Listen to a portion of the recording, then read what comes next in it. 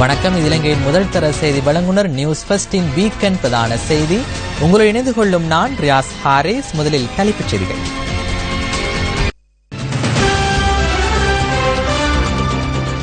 நெல் மற்றும் உரம் தொடர்பான பிரச்சினைக்கு நியாயத்தை பெற்றுக் கொடுப்பதாக ஜனாதிபதி தெரிவிப்பு. நியூஸ் ஃபர்ஸ்டின் மக்கள் சக்தி இல்லங்கள் தோறும் திட்டம் 5வது நாளாக இன்று முன்னெடுப்பு. காணாமல் போனோர் தொடர்பில் யாழ் வேலணை பிரதேச செயலக பிரிவில் மக்களிடம் வாக்குமூலம் பதிவு. சிறைச்சாலைகள் வைத்தியசாலையில் அனுமதிக்கப்பட்டிருந்த தமிழ் கைதிகள் 3 மீண்டும் உண்ணாவிரதம். ரண்ண பிரதேசத்தில் துப்பாக்கி பிரயோகம், 1 பலி. ஐக்கிய தேசிய கட்சியின் ஆதரவாளர்கள் சிலர் மீது நிகவரட்டிய பிரதேசத்தில் தாக்குதல். இரத்தம் தொடர்பில் அனுரகுமார திசாநாயக்க கருத்து. තව විටක කාට හරි දෙමළ ලේ කියන්න පුළුවන්. තව කාට හරි මුස්ලිම් ලේ කියන්න පුළුවන්. හැබැයි අපි කාගෙත් තිබෙන්නේ මනුස්සත් ලේ. ஜனாதிபதி மைத்ரிபால சிறிசேன பொலனறுவை மாவட்ட செயலகத்தில் இன்று நடைபெற்ற நிகழ்வொன்றில் கலந்து கொண்டார். ஜனாதிபதி இன்று பொலனறுவையில் விவசாயிகளை சந்தித்தார். விவசாயிகள் எதிர்நோக்கும் பிரச்சினைகளை ஆராய்ந்த ஜனாதிபதி நெல் கொள்வனவு மற்றும் உரமானியம் வழங்கும் போது முடியுமான அளவு நியாயத்தை வழங்குவதாக குறிப்பிட்டுள்ளார். நெல் கொள்வனவு மற்றும் உரமானியம் போன்ற விடயங்களின் போது பொலனறுவை மாவட்ட விவசாயிகளை மாத்திரம் அடிப்படையாக வைத்து தீர்மானம் எடுப்பதில்லை. நாடு என்ற வகையில் இந்த பிரச்சினைகளுக்கான தீர்வுகளை வழங்குவதற்கு முயற்சி செய்கின்றோம். நெல் கொள்வனவு மற்றும் உரமானியம் தொடர்பில் அரசாங்கத்தின் மீது சுமத்தப்படும் குற்றச்சாட்டுகள் மற்றும் ஆர்ப்பாட்டங்கள் போன்ற அனைத்தையும் கருத்தில் கொண்டே இவர்களை அழைத்து கலந்துரையாடுகின்றோம். இதேவேளை பொலனறுவை வைத்தியசாலைக்கு சென்ற ஜனாதிபதி வைத்தியசாலையின் இறுதிய சிகிச்சை பிரிவை திறந்து வைத்தார். அத்துடன் வைத்தியசாலையின் சிற்றுண்டிச்சாலை மற்றும் தங்கியிருக்கும் நிலையம் என்பவற்றையும் ஜனாதிபதி திறந்து வைத்தார். பொலனறுவை வைத்தியசாலையின் அவசர சிகிச்சை பிரிவுக்கு இன்று அடிக்கல் நாட்டப்பட்டது. காணாமல் போனோர் தொடர்பில் யாழ் வேலணை பிரதேச செயலகத்தில் இன்று முன்னெடுக்கப்பட்ட அமர்வில் 229 பேரிடம் வாக்குமூலங்கள் பதிவு செய்யப்பட்டுள்ளன.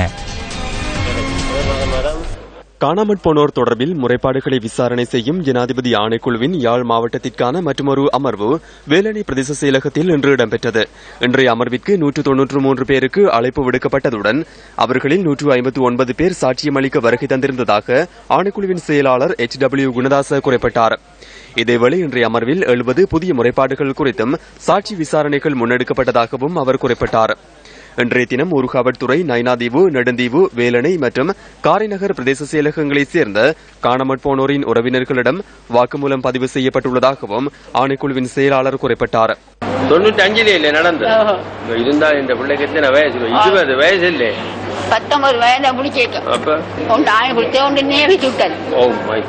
இந்த கொடியங்களோட ஏதாவது தொடர்பு இருந்தது? குழப்படியாரங்களோடு தொடர்பு இருக்கு.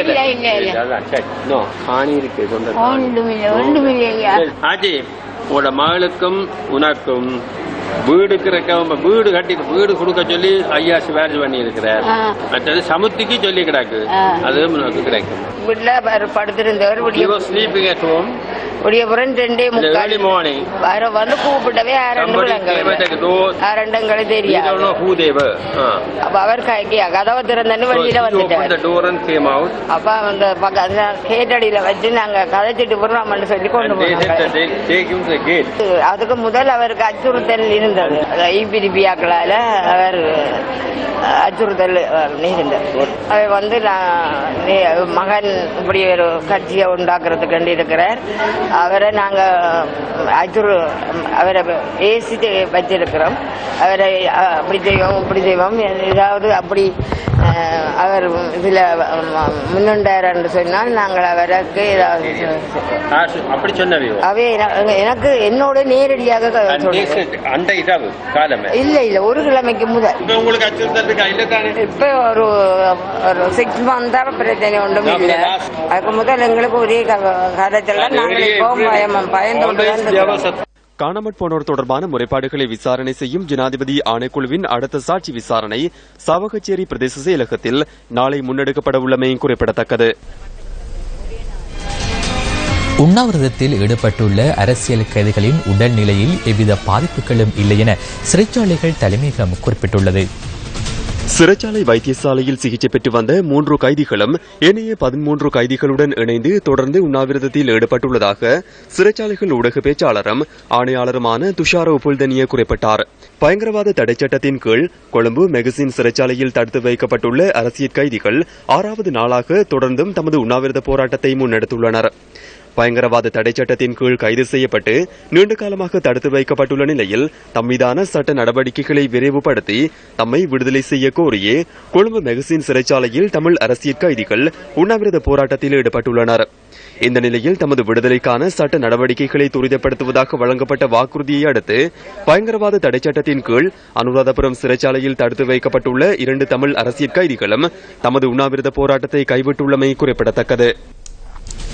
வீரகெட்டிய ரண்ண வீதியில் கிரிமெட்டிகந்த பிரதேசத்தில் இன்று முற்பகல் இடம்பெற்ற துப்பாக்கி பிரயோகத்தில் ஒருவர் உயிரிழந்துள்ளார். இந்த சம்பவம் தொடர்பில் இதுவரை எவரும் கைது செய்யப்படவில்லை என போலீசார் குறிப்பிட்டனர். ஆட்கொலை சம்பவம் ஒன்று தொடர்பில் நீதிமன்ற உத்தரவின் பேரில் வீரகெட்டிய போலீஸ் நிலையத்தில் ஆஜராகிய 4 இலக்கு வைத்து இந்த துப்பாக்கி பிரயோகம் மேற்கொள்ளப்பட்டுள்ளதாக போலீசார் தெரிவித்தனர். போலீஸ் நிலையத்தில் இருந்து வெளியேறி வேன் ஒன்றில் வீட்டுக்கு சென்று கொண்டிருக்கும் போது இந்த சம்பவம் இடம்பெற்றுள்ளது. அதன்போது அருகில் மோட்டார் சைக்கிளில் பயணித்த ஒருவரும் துப்பாக்கி சூட்டுக்கு இலக்காகியுள்ளார். துப்பாக்கி பிரயோகத்தில் காயமடைந்த 5 தங்காலை வைத்தியசாலையில் அனுமதிக்கப்பட்டனர். வேனில் பயணித்த ஒருவர் வைத்தியசாலையில் அனுமதிக்கப்பட்ட பின்னர் உயிரிழந்ததுடன் அவர் போலீசில் ஆஜராக வந்த நபரின் நண்பர் ஆவார். துப்பாக்கி பிரயோகத்தை மேற்கொண்டவர்கள் பெலியத்து அகுல்மடுவ பிரதேசத்தில் மோட்டார் சைக்கிளை விட்டு சென்றுள்ளனர். ஹோங்கம பிரதேசத்தில் அந்த மோட்டார் சைக்கிளை கடத்தியுள்ளதாக போலீசாருக்கு தகவல் கிடைத்துள்ளது. அந்த மோட்டார் சைக்கிளை செலுத்தியவர் ஹிங்கம பிரதேசத்தில் கட்டி வைக்கப்பட்டிருந்த நிலையில் கண்டுபிடிக்கப்பட்டதாக போலீசார் தெரிவித்தனர். ஹம்பாந்தோட்டை மாவட்டத்தில் இதுபோன்ற துப்பாக்கி பிரயோக சம்பவங்கள் அண்மையில் அதிகம் பதிவாகின. அங்குனுகுல பெலச முரவசிகேன பிரதேசத்தில் இடம்பெற்ற துப்பாக்கி பிரயோகத்தில் ஒருவர் பலி. செல்ல கதிர்காமம் பிரதேசத்தில் இடம்பெற்ற துப்பாக்கி பிரயோகத்தில் ஒருவர் பலி. யாழ சரணாலயத்தில் இடம்பெற்ற துப்பாக்கி பிரயோகத்தில் ஒருவர் உயிரிழப்பு. பல்லேமல்ல கிரிப்பட்டிய பகுதியில் மோட்டார் சைக்கிளில் வந்த 2 மற்றொருவர் மீது துப்பாக்கி பிரயோகம் மேற்கொள்வதற்கு முயற்சி. மிரிஜவில பிரதேசத்தில் இடம்பெற்ற துப்பாக்கி பிரயோகத்தில் ஒருவர் காயம். ஐக்கிய மக்கள் சுதந்திர கூட்டமைப்பின் பிரதேச அரசியல்வாதியுடன் வந்த சிலர் நிக்கவரெட்டிய ஐக்கிய தேசிய கட்சியின் ஆதரவாளர் ஒருவர் மீது தாக்குதல் மேற்கொண்டுள்ளனர். வீடமைப்பு மற்றும் நிர்மாணத்துறை அமைச்சர் சஜித் பிரேமதாசவின் தலைமையில் நிக்கவரெட்டிய பிரதேசத்தில் நேற்று இந்த வைபவம் நடைபெற்றது. வீடமைப்பு திட்டம் ஒன்றை ஆரம்பிப்பதாக அமைச்சர் அங்கு தெரிவித்ததை அடுத்து அதற்கான காணியை தெரிவு செய்வதற்கு நடவடிக்கை எடுக்கப்பட்டது. ஐக்கிய தேசிய கட்சி நிக்கவரெட்டிய அமைப்பாளர் எஸ்பி தென்னக்கோன் உள்ளிட்ட சிலர் அதற்காக சென்றிருந்தனர். அதன்போது எஸ்பி தென்னக்கோனுடன் அங்கு சென்றிருந்த ஆதரவாளர் ஒருவர் மீது தாக்குதல் மேற்கொள்ளப்பட்டுள்ளது.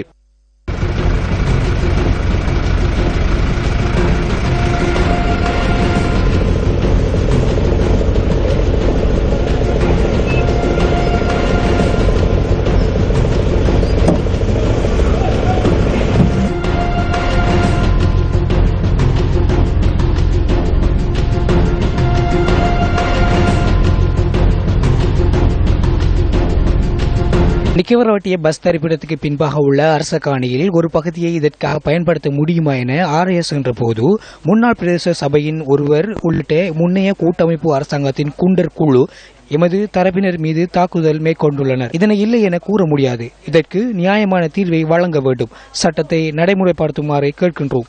யாழ் மாவட்ட ஒருங்கிணைப்பு குழு கூட்டம் யாழ் மாவட்ட செயலகத்தில் இன்று நடைபெற்றது. யாழ் மாவட்ட ஒருங்கிணைப்பு குழு கூட்டத்தின் 2ஆம் கட்ட அமர்வு இன்று நடைபெற்றது.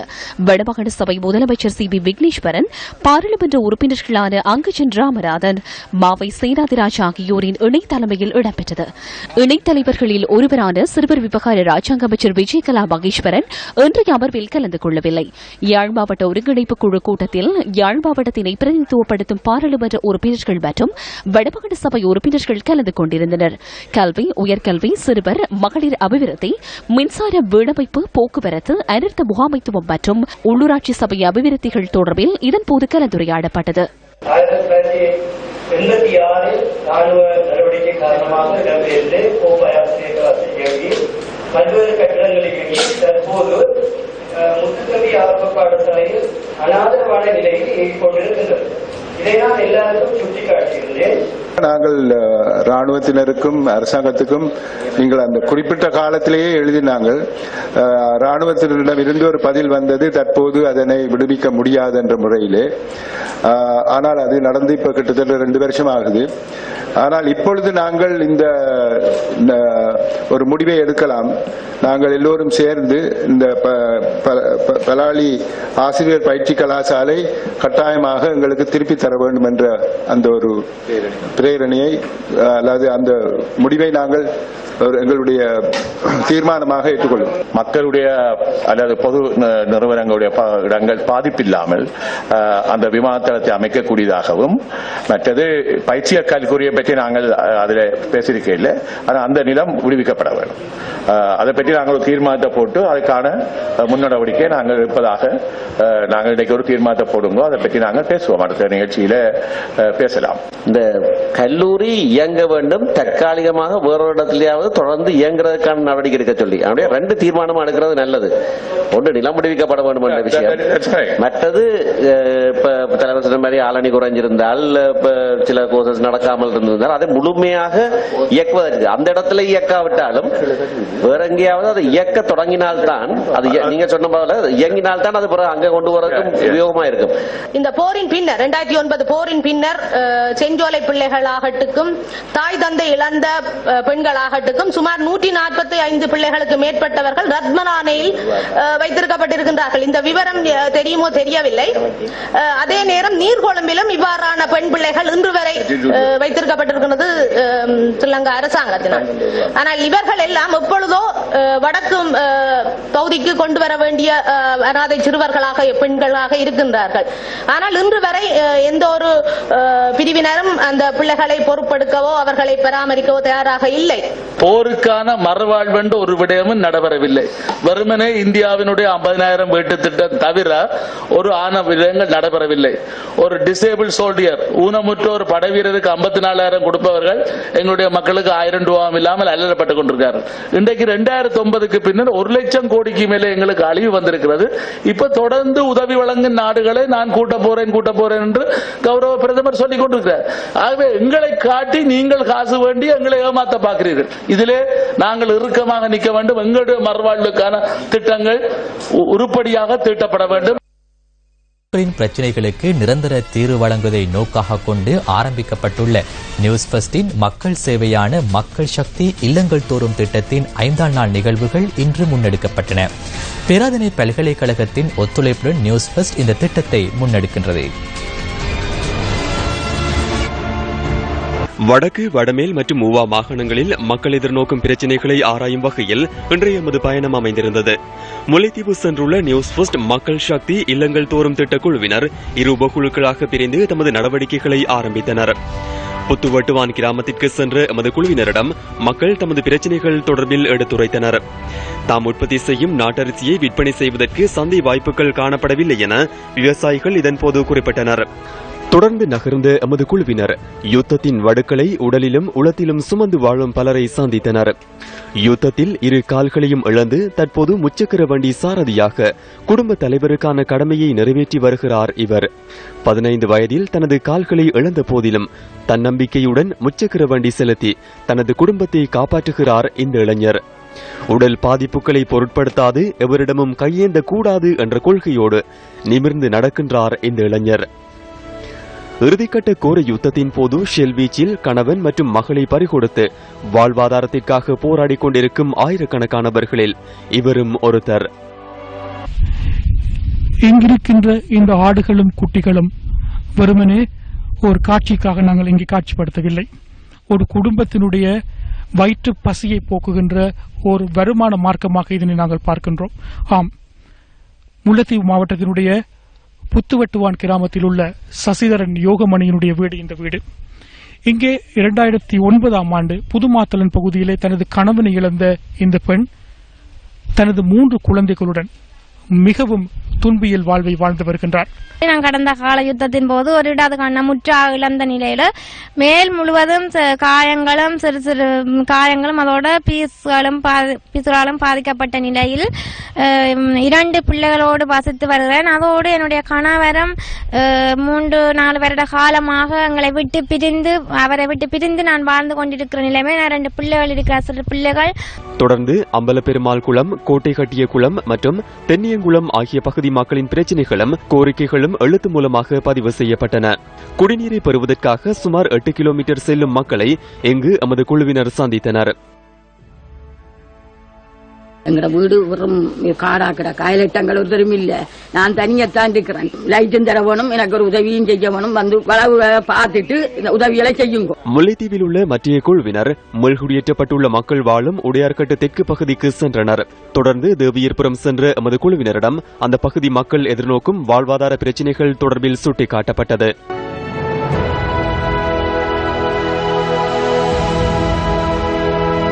இங்கு கிடுகு பின்னல் தொழிலில் ஈடுபட்டுள்ள பல பெண்கள் இத்தகைய சுகாதாரமற்ற நீரோடைகளில் கிடுகுகளை இட்டு அவற்றை பின்னி விற்பனை செய்வதை காணக்கூடியதாக இருக்கின்றது.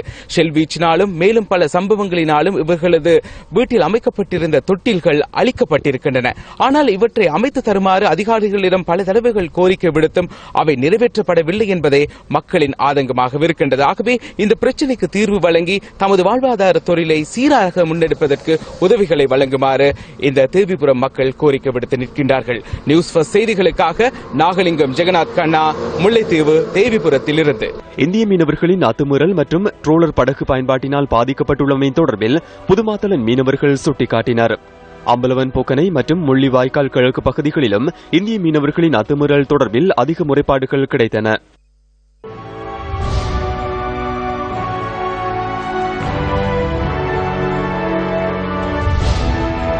இதேவேளை வடமேல் மாகாணத்திற்கான எமது பயணம் இன்று காலை மககல் கடவல விகாரையில் ஆரம்பமானது.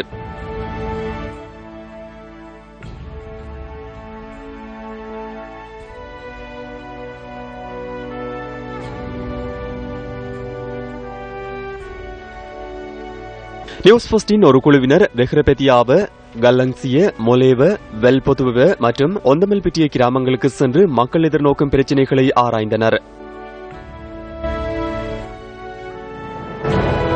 மற்ற குழுவினர் குடாகல் கடவல, தம்புத்த, கிரிபாவ மற்றும் ஹத்திகுச்சி ஆகிய கிராமங்களுக்கு சென்று மக்கள் எதிர்நோக்கும் பிரச்சினைகளை கேட்டறிந்தனர்.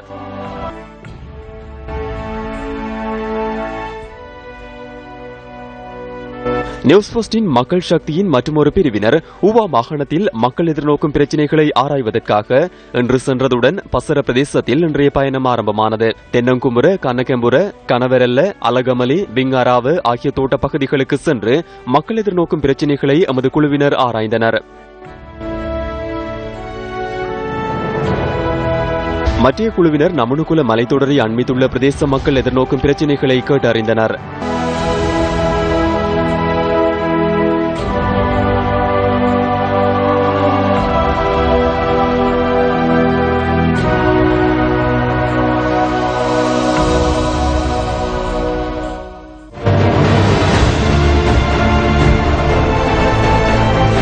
மக்கள் சக்தி இல்லங்கள் தோறும் திட்டத்தின் மற்றொரு கட்டமாக குர்நாகல் பிரதேச மக்கள் எதிர்நோக்கும் பிரச்சினைகள் தொடர்பிலும் இன்று ஆராயப்பட்டது. நியூஸ் ஃபர்ஸ்டின் KM ரசூல் தொகுத்து வழங்கும் விசேட தொகுப்பு அடுத்து.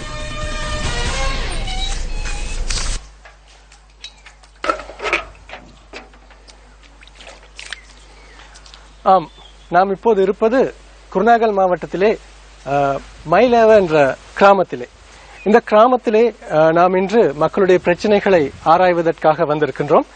இங்கே நாம் கண்டறிந்த முக்கியமான பிரச்சனை மக்களுக்கு குடிநீர் பிரச்சனை. அதாவது மக்கள் தங்களுக்கு குடிநீர் எட்டாக்கனியாக இருப்பதாகவும் அதனை தாம் அருந்துவதற்கு காசு கொடுத்து வாங்க வேண்டிய ஒரு நிலைமையை எதிர்நோக்குவதாக எமக்கு தெரிவித்தார்கள். இங்கே பொதுவாக இருக்கின்ற மக்கள் விவசாயத்தையும் செய்கைகளையும் நம்பி வாழ்கின்றவர்கள்.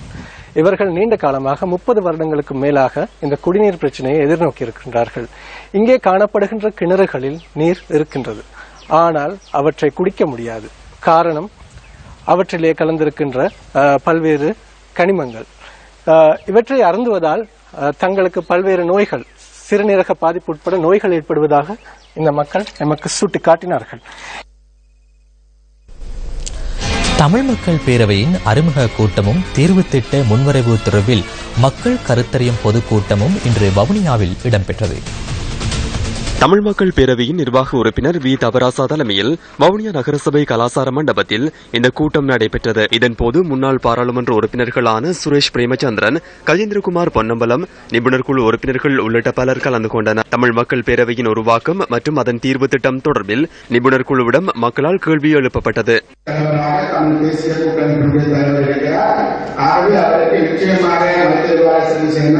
பிரதம மந்திரி சந்திரிகா பண்டாரநாயக்கா எல்லோருடன் தொடர்புகளை வேண்டி வருகின்றார். ஆகவே எங்களுக்கும் கூட அதற்கு கூடுதலாக தெரியும் என்ன விதமான ஒரு அரசியல் சாசனம் உருவாக போகிறது, புதியதா அல்லது எல்லாத்தையும் சம்பந்தமாக கூட மிக தெளிவாக சொல்லுங்கள். வடகிழக்கு இணைக்கப்பட வேண்டும், சமஸ்தி அரசியலமைப்பு முறை அப்படி அவர்கள் உருவாக்கப்பட வேண்டும் என்பதை அவர் குறிப்பிடுகின்றார். அவர் குறிப்பிடுவது உண்மையாக இருந்தால் ஒரு புதிய அரசியல் சாசனம் உருவானால் அது ஒரு சமஸ்தி அரசியல் சாசனமாக வரலாம். அவ்வாறு இல்லாவிட்டால் இதை எங்கே போய் முடியும் என்றால் சம்பந்தம் பேச்சுவார்த்தையை கூட ஆரம்பிக்க முடியாத நிலைக்கு, அதாவது ஒரு சமஸ்தி என்பது இல்லை, ஒற்றையாட்சிக்குள் நாங்கள் இருக்கக்கூடியதற்கான சில அமைப்புகளை கொண்டு வருவோம் என்றால் சம்பந்தனால் பேச்சுவார்த்தை ஆரம்பிக்க கூட முடியாத சூழல் ஏற்படும். இலங்கை அரசாங்கத்திற்கும் தமிழர் தரப்புக்கும் இடையிலான ஒரு பிரீதி, ஒரு உடன்படிக்கை செய்து கொள்ளப்பட வேண்டும்.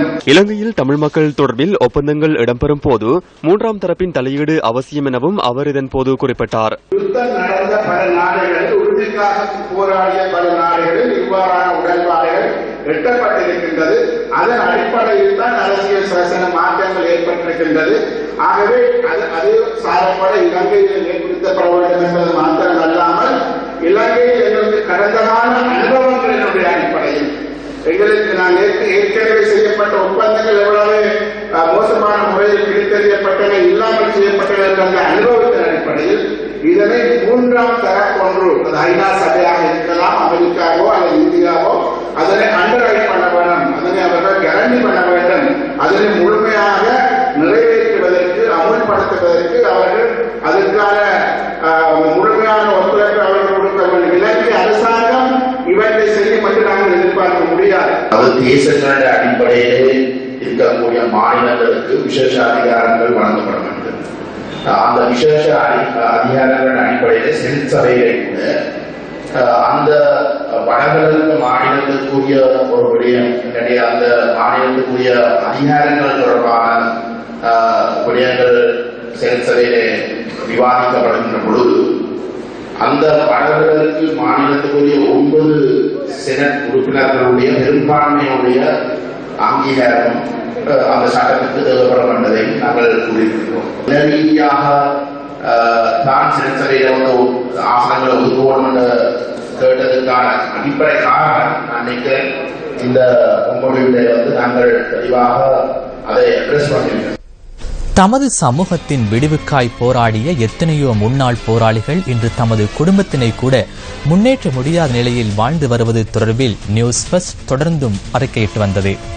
புனர்வாழ்வின் போது வழங்கப்பட்ட வாக்குறுதிகள் அனைத்தும் பொய்த்து ஓலை குடிசையில் வாழ்ந்து வரும் தவப்புருஷன் நித்யானந்தன் தொடர்பில் இன்று நாம் தகவல்களை வெளியிடுகின்றோம். 2 பிள்ளைகள் இருக்கு, 2 பொம்பளை பிள்ளைகள். இந்த இதுவரைக்கும் இதுவும் இல்லை. அந்த மழை பெஞ்சா கூட வீடு ஒழுகுது. 2 மேய்ச்சியெல்லாம் இந்த வீடு கூட தெரிஞ்சு வச்சிருக்கேன். இந்த ஜிஎஸ் மாதிரி இருக்காங்க, ஒரு ஜிஎஸ் கூட வீட்டை வந்து பார்த்தது இல்லை. ஜிஎஸ்ஓ இந்த ஆட்களும் இன்னும் கூட ஒருத்தரும் கூட இங்கே வந்து பார்க்கல. இந்த குடும்பத்தாருடன் இணைக்கப்பட்டு 7 வருடங்கள் கடந்துள்ள நிலையிலும் எந்தவித அடிப்படை வசதிகளும் உதவிகளும் வழங்கப்படாத நிலையில் கிழக்கு வாழைச்சேனை பகுதியில் காலத்தை கொண்டு நடத்தும் நிலைக்குள் தள்ளப்பட்டுள்ள முன்னாள் போராளியே நித்யானந்தன். பொறுப்பதிகாரிகளின் அசமந்த போக்கே தனது இந்த நிலைக்கு பிரதான காரணம் என இவர் கவலை வெளியிடுகின்றார். வீடு வழங்குவதாக கூறி வங்கி கணக்கை ஆரம்பிக்க வைத்த பின்னர் வீட்டினை வேறொருவருக்கு வழங்கிய நிலையையும் தான் எதிர்நோக்கியதாக நித்யானந்தன் குற்றம் சாட்டுகின்றார். தனது 2 பெண் பிள்ளைகளின் எதிர்காலத்தை எண்ணி தினமும் வேதனைப்படும் நித்யானந்தன் அன்றாட செலவுகளை சமாளிப்பதற்காக கூலித் தொழிலில் ஈடுபட்டு வருகின்றார். நித்யானந்தனின் மனைவி தையல் தொழிலில் ஈடுபட்டு கணவனுக்கு உதவுகின்ற போதிலும் அவர்களின் நிலையை கவனத்தில் கொண்டு ஒரு தையல் இயந்திரத்தை கூட வழங்க எவரும் முன்வரவில்லை. பார்லமெண்ட் உறுப்பினர் இருக்காங்க, கிழக்கு மாநில உறுப்பினர் இருக்காங்க, 2 அமைச்சர்மாரும் இருக்கிறாங்க. எந்தவித உதவியும் இல்லாம தான் இருக்கும். மற்றது அவங்களுக்கு நிறைய காசில் வந்து அவங்க அங்கேயும் செலவழிக்கிறாங்க, சும்மா தேவையில்லாம் செலவழிக்கிறாங்க. மற்ற கஷ்டப்பட்ட ஆக்களை இன்னும் கவனிக்கிறாங்களே, இன்னும் கஷ்டப்பட்டு கொண்டே இருக்காங்க. போட் போட மட்டும் வருவாங்க, வீடு விட வருவாங்க. போட்டு முடிஞ்சோடனே ஆக்களை கண்டு குடிக்கிற கஷ்டம். போட்டு செஞ்சால பக்கம் வர மாட்டாங்க. கூட்டமைப்பு கூட ஒரு பக்கம் செஞ்சால வர மாட்டாங்க. இதை தோட்ட போடுவேன், செய்வேன், உங்களுக்கு என்ன செய்வேன் என்ன. இன்று வரைக்கும் கூட இந்த கரண்டை கூட நான் தான் கல்லடி ஆபீஸுக்கு போய் எடுத்தேன். தமிழ் மக்களின் பிரச்சனைகள் தொடர்பில் குரல் எழுப்புகின்றோம் என விளம்பரப்படுத்தும் பல அரசியல்வாதிகள் நித்யானந்தனை திரும்பி கூட பார்க்கவில்லை என்பது நிதர்சன வெளிப்பாடு. அனல் மின் நிலையம் அமைப்பதனால் தமது பூர்வீக வாழ்விடத்துக்கும் தமக்கும் ஆபத்து ஏற்பட்டுள்ளதாக சம்பூர் மக்கள் அச்சம் வெளியிடுகின்றனர். யுத்தம் காரணமாக கடந்த 2006ஆம் ஆண்டு சுமார் 1000க்கும் அதிகமான குடும்பங்கள் சம்பூரை விட்டு வெளியேற வேண்டிய நிர்பந்தம் ஏற்பட்டது. இதனைத் தொடர்ந்து மட்டக்களப்பு, வன்னி உள்ளிட்ட பல்வேறு பகுதிகளில் சிலர் தங்கியதுடன் கட்டைப்பரிச்சான், கிளிவட்டி, பட்டித்திடல், மணற்சேனை ஆகிய முகாம்களிலும் சிலர் தங்கியிருந்தனர். யுத்தம் முடிவடைந்த பின்னர் தாம் மீள்குடியேற்றப்படுவோம் என்ற எதிர்பார்ப்பில் காத்திருந்த சம்பூர் மக்களுக்கு ஏமாற்றம் மாத்திரமே மிஞ்சியது. எனினும் பல்வேறு தரப்பினரிடமிருந்தும் வெளிப்பட்ட எதிர்ப்பு மற்றும் விமர்சனத்தினால் 360 குடும்பங்கள் மீள்குடியேற்றப்பட்டன. இந்த நிலையில் சம்பூர் பகுதியில் அனல் மின் உற்பத்தி நிலையம் அமைப்பது தொடர்பில் இலங்கை மற்றும் இந்தியாவுக்கிடையில் 2011ஆம் ஆண்டு ஒப்பந்தம் கைச்சாத்திடப்பட்டது. எனினும் தொடர்ந்தும் ஆட்சிக்கு வந்த நல்லாட்சி அரசாங்கத்தின் கீழ் முதலீட்டு ஊக்குவிப்பு சபைக்கு வழங்கப்பட்டிருந்த காணியில் மீள மக்களை குடியமர்த்துவதற்கு கடந்த வருடம் பிப்ரவரி மாதம் அமைச்சரவை அனுமதி பெறப்பட்டது. இதன் பின்னர் கடந்த வருடம் மார்ச் மாதம் மீட்கப்பட்ட காணியில் மக்களை மீள்குடியேற்ற நடவடிக்கை எடுக்குமாறு வர்த்தமானி அறிவித்தல் வெளியிடப்பட்டது. இதனைத் தொடர்ந்து சட்டத்திற்கு முரணான வகையில் வர்த்தமானி அறிவித்தல் வெளியிடப்பட்டுள்ளதாகவும் இதனால் தாம் நட்டமடைந்துள்ளதாகவும் இதனை ரத்து செய்யுமாறும் கோரி குறிப்பிட்ட தனியார் நிறுவனம் உயர்நீதிமன்றத்தில் வழக்கு தாக்கல் செய்தது. இந்த நிலையில் கடந்த வருடம் ஜூலை மாதம் 10ஆம் தேதி குறித்த தனியார் நிறுவனத்தின் வழக்கை உயர்நீதிமன்றம் தள்ளுபடி செய்தது. ஸ்ரீலங்கா கேட்வே இண்டஸ்ட்ரியல் நிறுவனத்தின் வழக்கை தள்ளுபடி செய்தது. இந்த நிலையில் கடந்த வருடம் ஆகஸ்ட் மாதம் ஜனாதிபதி மைத்ரிபால சிறிசேன 234 ஏக்கர் நிலப்பரப்பினை சம்பூர் மக்களுக்கு கையளித்தார். இதனைத் தொடர்ந்து மக்கள் மீள்குடியேற்றப்பட்டிருந்த நிலையில் சுமார் 560 குடும்பங்கள் இன்னும் முகாம்களில் தங்க வேண்டிய நிலை ஏற்பட்டுள்ளது. காரணம் என்னவென்றால் அரசியல்வாதிகள் இது தேர்தல் நடக்கிற நேரத்தில் வந்து வாக்குறுதி இருந்தாங்க, இப்படி உங்களை எல்லாம் குடியேற்றி உங்களுக்கு நல்ல இதெல்லாம் செய்வோம். ஆனால் இப்ப தாங்க இத்துடன் நியூஸ் பஸ்டின் 8 மணி பிரதான செய்தி நிறைவடைகின்றது. நியூஸ் பஸ்டின் அடுத்த பிரதான செய்தி 10:45 எதிர்பாருங்கள். வணக்கம்.